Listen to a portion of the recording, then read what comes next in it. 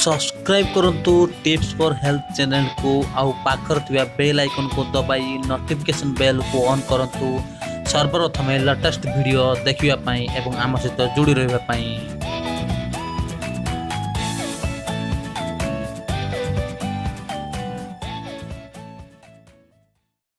रक्त को नियमित सफा रखी थाए सजना छुई। यार इंग्राजी नामटी हेउची ड्रम स्टिक। भारतर प्रत्येक प्रांत में देखा जाउथिबा सजना छुई परिवार को नहीं विभिन्न व्यंजन प्रस्तुत करा जाए। दक्षिण भारत में यार लोकप्रियता सर्वाधिक होइथाए। खाद्यर विशेषज्ञ मतरे नियमित तरकारी यार उपयोग स्वास्थ्य पई सर्वोत्तम होइथाए। सजना छुई आम शरीर में देखा जाउथिबा अनेक स्वास्थ्य समस्या दूर करिथाए। सजना छुई रे कौन कौन विटामिन थाए आसतु एहाठिरु जानिबा। सजना छुई रे विटामिन सी प्रचुर परिमाण रे रही थाए। एहा छड़ा एहा बीटा कैरोटीन प्रोटीन और अनेक प्रकार लवण रे भरपूर एवं मैग्नेशियम और पोटासियम एवं फाइबर अंश एही सजना छुई रे रही अछि। तेबे आसंतु जानिबा सजना छुई केउ केउ स्वास्थ्य जनित समस्या रु मुक्ति देई थाए। तेबे प्रथमटी हेउची थंडा और काश। विटामिन सी मध्य एही परिवार आवश्यक परिमाण रे अछि। एहाकु निज खाद्य तालिका रे शामिल कले थंडा सर्दी रो रक्षा मिलता है। काश गला बसी जाइथिले और छाती रे कफ जमी जाइथिले सजना छुई खूब फलप्रद होइथाए। तेबे मुख्यटी होउची एहा रक्त को मध्य सफा रखिथाए। सजना छुई खाइबा फल रे शरीर रे रक्त सफा रहिबा सहित रक्त थिबा हिमोग्लोबिन मध्य बढ़ी थाए। यह डायबिटीज भली रोगर मध्य नियंत्रण रखी थाए।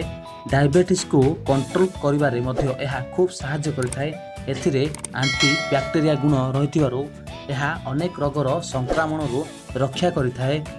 तबे तृतीयटी हेउची आंठुगंठी दरज। परीक्षारु जना पड़िछि जे सजना छुई रे कैल्शियम प्रचुर परिमाण रे रही अछि एवं वयस्क लोके प्रत्यह यार भजा खाइले सेमानक आंठुगंठी दरज भल हेबा सह अंटा व्यथा मध्य दूर हेबो। तेबे चतुर्थटी हेउची एहा गर्भवती महिला मानक पई उत्तम परिबा अटे। दैनंदिन सेमाने एही परिवार प्रस्तुत व्यंजन खाइले शरीर को शक्ति मिलिबा सह प्रसव पीड़ा मध्य कम हेबार संभावना रही थाए। किंतु एहा विशेषज्ञ मतरे अत्यधिक आवश्यक अटे। तेबे पंचमटी हेउची सौंदर्य। सौंदर्य उपरे अधिक प्राधान्य देउथिबा युवती और महिला माने नियमित भावे सजना छुई रस किंबा यार भजा खाइबा अत्यंत जरूरी अटे। जदि यही टिप्सटी आपको भल लगिला ताहले लाइक करंतु, सांग मानक सहित शेयर करंतु। तेबे आसंतु जानिबा काहेकि रक्त परीक्षा करा जाय थाए। रोग चिन्हट करिवार प्रथम मार्ग हैला रक्त परीक्षा।